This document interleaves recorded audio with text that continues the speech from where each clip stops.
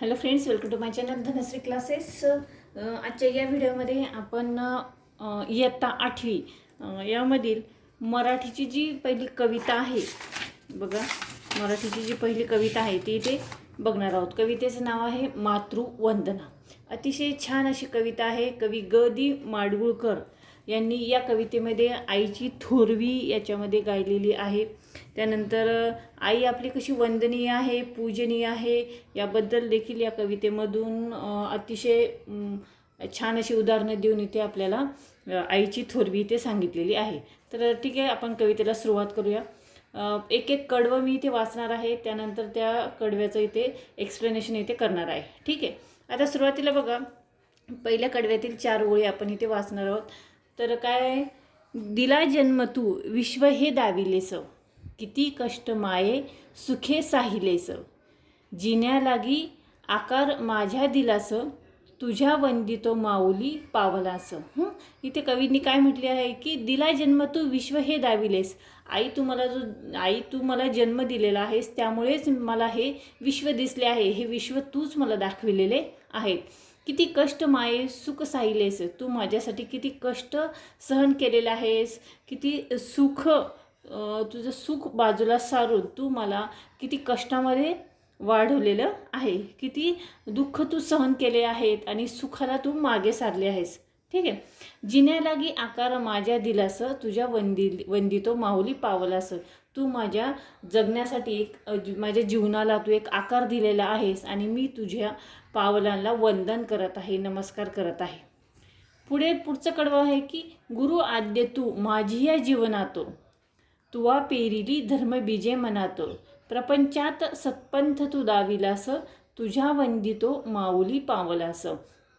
कवीने काय म्हटलं आहे की गुरु आद्य तू माझी या जीवनात, माझ्या जीवनाचा सर्वात प्रथम गुरु आई तू आहेस आणि तूच माझ्या मनामध्ये धर्मबीजे पेरलेले आहेत. धर्मबीज म्हणजे काय, तर अनेक चांगले संस्कार तू माझ्या मनामध्ये पेरलेले आहेत, रुजवलेले आहेत आणि त्यामुळेच मी आज एक संस्कारी मूल तयार झालेलो आहेत.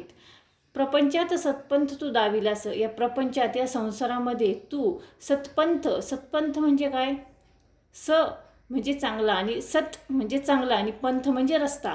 म्हणजे या प्रपंचामध्ये संसारामध्ये तू मला चांगला रस्ता दाखविलेला आहेस, दाखविला आहेस. तुझ्या वंदितो माऊली पावलास, तुझ्या पावलांना मी वंदन करत आहे. त्यानंतर पुढच्या कडव्यात काय म्हटलेलं आहे बघा, तुझा कीर्ती विस्तार माझा प्रपंच, कृपेने तुझ्या रंगला रंगमंच, वठे भूमिका पाठ जैसा दिलास, तुझ्या वंदितो माऊली पावलास. कवीने ते काय म्हटले आहे की तुझा कीर्ती विस्तार माझा प्रपंच. तुझी कीर्ती ही अपरंपार आहे आणि तू या प्रपंचामध्ये जो काही त्याग केलेला आहे, तुझ्या या त्यागामुळेच, तुझ्या कीर्ती विस्तारामुळेच मी आज या स्टेजवर आलेलो आहे. म्हणजे तुझ्या कृपेने तुझ्या रंगला रंगमंच. माझा जो संसार आहे, माझं जे आयुष्य आहे, हे तुझ्या कृपेमुळेच आज रंगलेलं आहे. वटे भूमिका पाठ जैसा दिलास, तुझ्या वंदितो माऊली पावलास. तू मला वेळोवेळी काय केलेलं आहे की माझ्या पाठीमागे तू वेळोवेळी उभी राहिलेली आहेस. मला तू जे काही शिकवलेले आहेस, वठी भूमिका पाठ, तू मला जे काही पाठ शिकवलेले आहेस, तू जे काही शिकवलेलं आहेस, तुझे जे काही संस्कार झालेले आहेत माझ्यावर, त्या संस्कारामुळेच मी आज इथे या रंगमंचावर उभा आहे आणि यशस्वी असा उभा आहे. ते फक्त तुझ्यामुळेच आणि तुझ्या पावलांना मी वंदन करीत आहे. तुझे थोर संस्कार आचार झाले, तुझे यत्न प्राणाम्य सिद्धीस गेले, तुझ्या चिंतेने लोभ पावे निरास, तुझ्या वंदितो माऊली पावलास.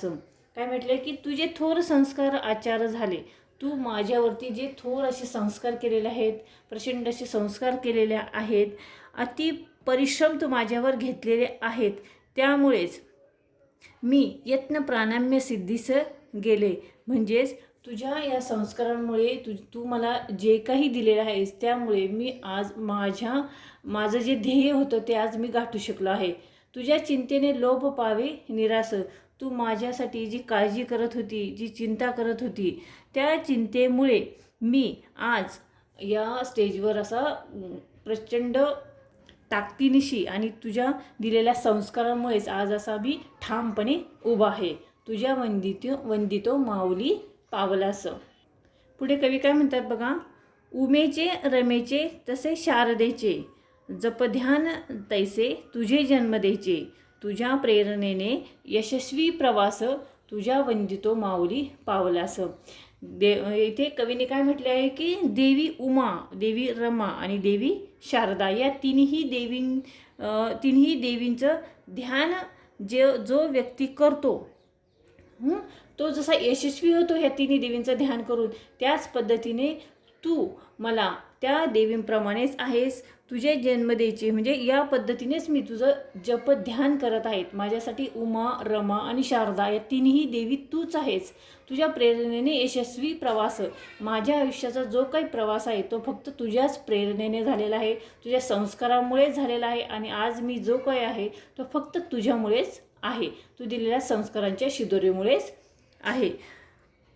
तुझ्या वंदितो माऊली पावलास. तुझ्या प्रेरणेने यशस्वी प्रवास मी केलेला आहे आणि तुझ्या पावलास मी वंदन करत आहेत. कवी ग दी माडगुळकर. अतिशय छान अशी कविता आहे ही. आणि कवी ग दी माडगुळकरांनी आईची थोरवी या कवितेमध्ये अतिशय छान शब्दांमध्ये इथे सांगितलेली आहे.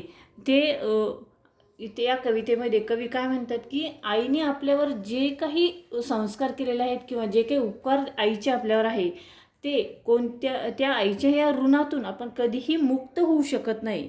ती आई ही वंदनीय आहे, पूजनीय आहे. हे कवीने अतिशय छान असं या कवितेतून सांगितलेलं आहे. ठीक आहे. आज आपण ही जी कविता बघितली ती तुम्हाला कशी वाटली, कविता समजली का, हे मला व्हिडिओमध्ये कमेंट करून नक्की सांगा. आणि हा व्हिडिओ जर आवडला तर तुम्ही या व्हिडिओला नक्की लाईक करा, शेअर करा आणि चॅनलवर नवीन असेल तर चॅनल सबस्क्राईब करा. पुन्हा भेटूया पुढच्या व्हिडिओमध्ये. आपण याच कवितेवरील जी प्रश्न उत्तरे आहेत म्हणजे स्वाध्याय जो आहे तो आपण इथे बघणार आहोत. ठीक आहे. पुढच्या व्हिडिओत आपण भेटूयाच.